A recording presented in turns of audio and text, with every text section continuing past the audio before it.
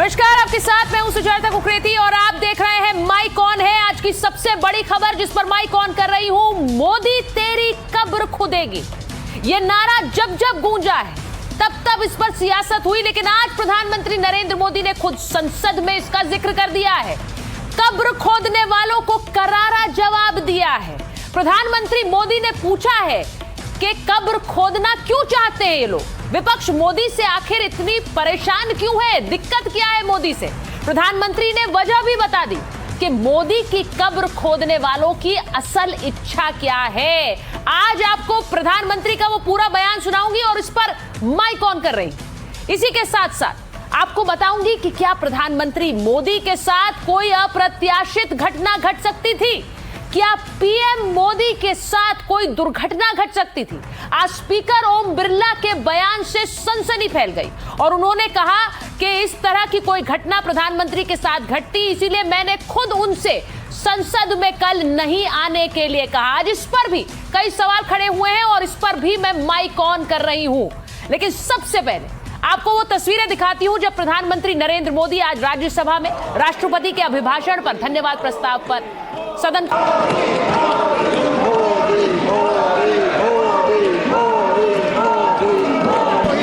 तो प्रधानमंत्री आज राज्यसभा में बोलने के लिए पहुंचे थे। उस वक्त की ये तस्वीर थी और फिर विपक्ष के सांसदों ने उनके बोलने के साथ ही सदन से वॉकआउट शुरू कर दिया। वो तस्वीरें भी आपको दिखाती हूं। प्रधानमंत्री अपना जवाब दे रहे थे और सदन से विपक्ष के सांसद वॉकआउट कर रहे थे। उन्होंने बॉयकॉट किया और उसके बाद यहां से बाहर गए और संसद के बाहर उन्होंने प्रोटेस्ट किया, नारेबाजी की। यह भी सुनिए, प्रधानमंत्री के भाषण अंदर चल रहा था और बाहर विपक्ष नारेबाजी कर रहा था।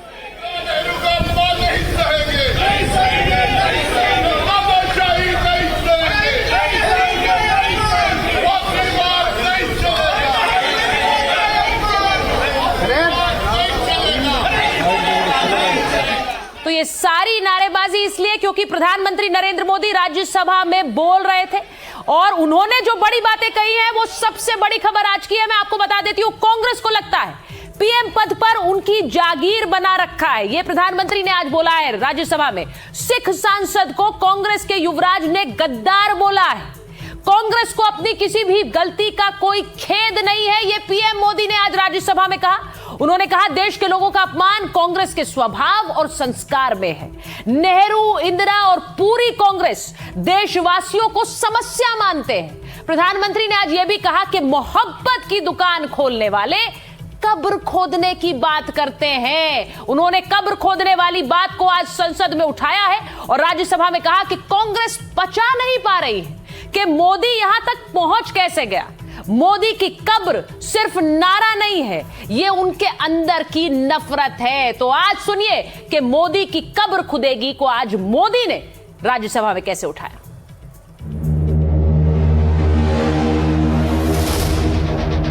ये मोदी की कब्र क्यों खोदना चाहते हैं। 370 की दीवार गिरा दी, इसलिए नॉर्थ ईस्ट में शांति और विकास का राह अपनाई, इसलिए पाकिस्तानी आतंकियों को घर में घुस करके जवाब देते हैं, इसलिए ऑपरेशन सिंदूर करते हैं, इसकी उनको परेशानी होती है और इसलिए वो मोदी की कब्र खोदते हैं। माओवादी आतंक से देश को मुक्ति दिलाने के लिए साहसपूर्ण कदम उठा रहे हैं, इसलिए उस संधु जल समझौते को हमने एवेंस में डाल दिया। क्या इसलिए आप मोदी की कब्र खोदने के नारे लगा रहे हो। कांग्रेस की परेशानी कुछ और है, ये पचा नहीं पा रहे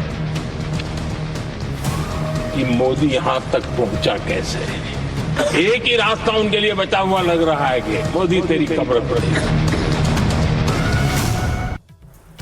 कांग्रेस पचा नहीं पा रही है, कह रहे थे प्रधानमंत्री नरेंद्र मोदी, और उन्होंने कहा उनके पास एक ही चारा बचा है कि मोदी की कब्र खुदे, तभी उनका कुछ हो पाएगा। तो उन्होंने कहा ये नारा नहीं है। बड़ी खबर आपको बता रही हूं, राहुल गांधी के बहाने पीएम ने कांग्रेस पर अटैक भी किया है। प्रधानमंत्री ने राहुल गांधी को फेल्ड स्टार्टअप बताया है। फेल्ड स्टार्टअप, उन्होंने कहा कांग्रेस एक स्टार्टअप को लिफ्ट नहीं कर पाई है, यानी एक स्टार्टअप जिसे आगे नहीं बढ़ा पा रही है। जरा सुनिए आज प्रधानमंत्री ने राहुल गांधी के बारे में क्या कहा राज्यसभा में। एक तरह से जवाब था राहुल गांधी।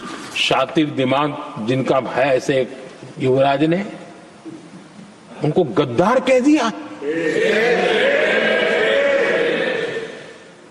लेकिन औरों को तो किसी को गद्दार नहीं कहा उन्होंने, लेकिन कल सांसद को गद्दार इसलिए कहा क्योंकि वो सिख थे और कांग्रेस के अंदर जो कूट कूट करके सिखों के प्रति नफरत भरी पड़ी है ना, उसका वो अभिव्यक्ति थी। मेरे देशवासी को कोई गद्दार कहे, ये कैसे देश सहन करेगा? और ऐसे लोग कांग्रेस को नहीं डुबाएंगे तो क्या करेंगे? और बात सिर्फ यहीं तक नहीं थी, प्रधानमंत्री ने आज ऐसा लगा सबको जवाब दिया। उन्होंने जो एक और बड़ा बयान दिया वो भी बता रही हूं। गांधी परिवार पर पीएम मोदी ने बड़ा हमला किया। उन्होंने कहा चोरी करना गांधी परिवार का पुश्तैनी धंधा है। गांधी परिवार ने गांधी सरनेम ही चुरा लिया है, यह भी उन्होंने आज सदन में कहा है। अब सिर्फ कांग्रेस पर हमला नहीं बोला, उन्होंने ममता बनर्जी पर भी हमला बोला। उन्होंने कहा पूरी दुनिया घुसपैठियों को निकालना चाहती है, यहां पर ये घुसपैठियों को बसाना चाहती है। तो आज एक एक करके क्या प्रधानमंत्री ने आईना दिखाया है विपक्ष को, जरा ये भी सुनिए। तुम कितना दुनिया को धोखा दोगे, तुम कितना दुनिया को धोखा दोगे। आईना देख लिया तो अपनी सच्चाई कहां छिपाओगे?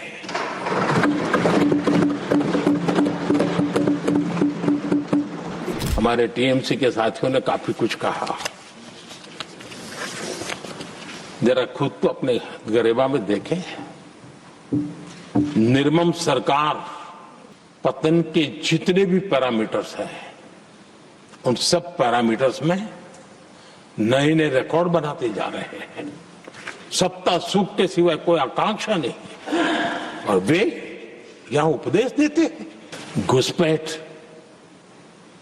दुनिया का समृद्ध से समृद्ध देश भी अपने यहां गैर कानूनी नागरिकों को बाहर निकाल रहा है।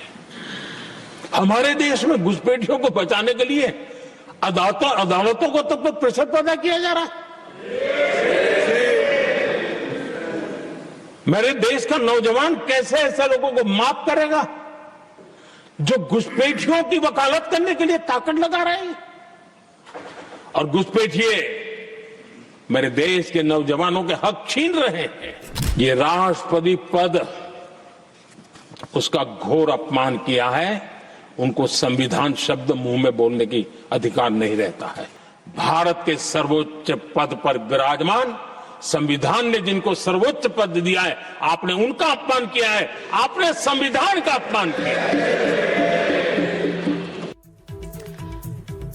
तो आपने सुना प्रधानमंत्री नरेंद्र मोदी ने राज्यसभा में कहा मैं सवाल सीधे पूछ रही हूं, पीएम के बहिष्कार का दांव क्या कांग्रेस को उल्टा पड़ गया है?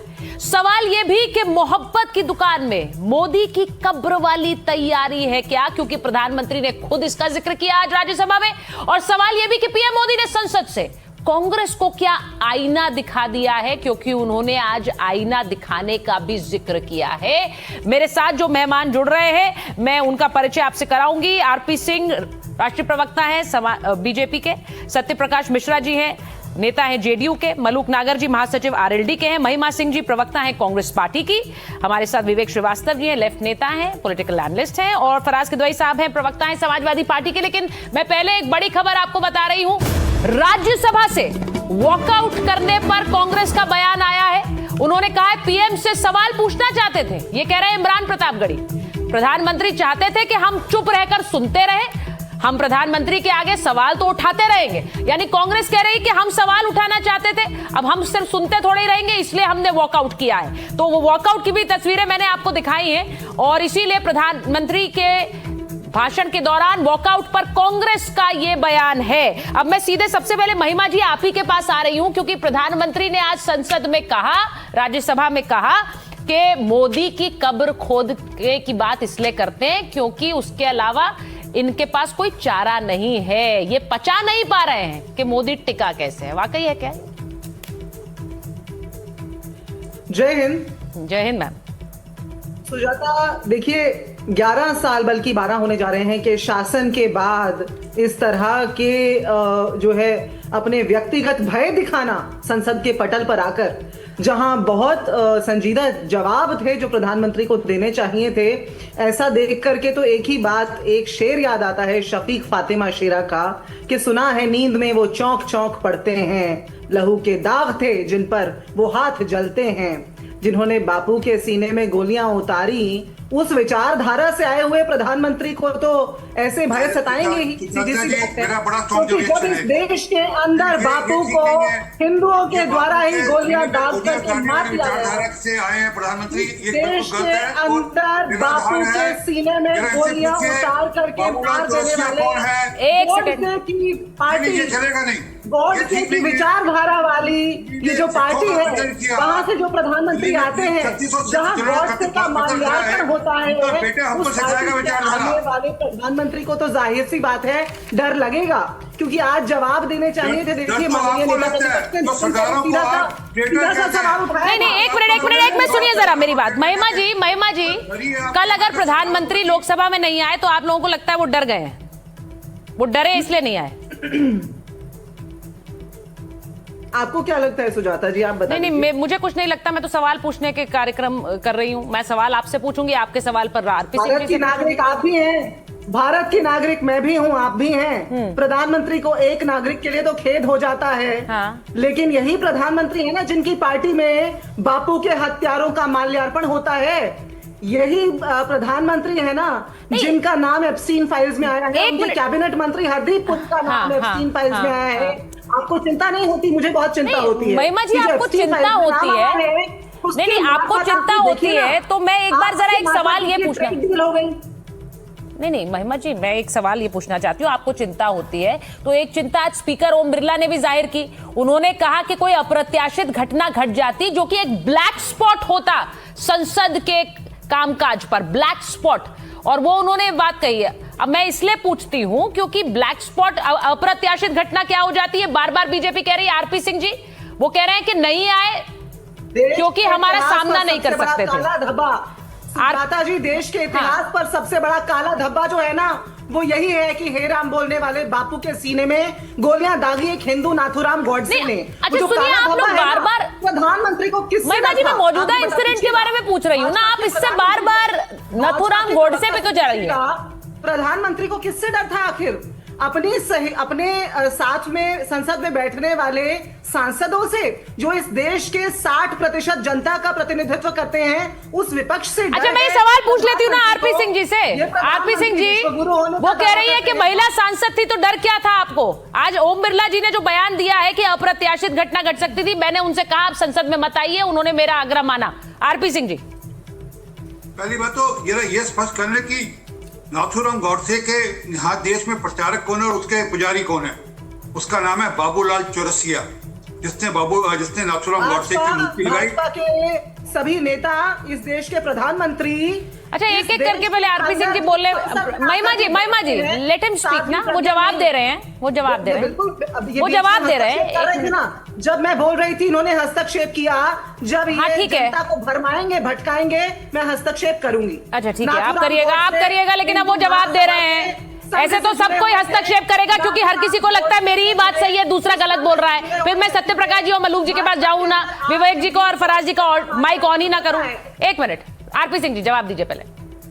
ये है बाबूलाल चौरसिया, जो कांग्रेस के सम्मानीय सदस्य हैं और किसकी मूर्ति पे वो माल्यार्पण कर रहे हैं, जल चढ़ा रहे हैं, वो नाथूराम गॉडसे।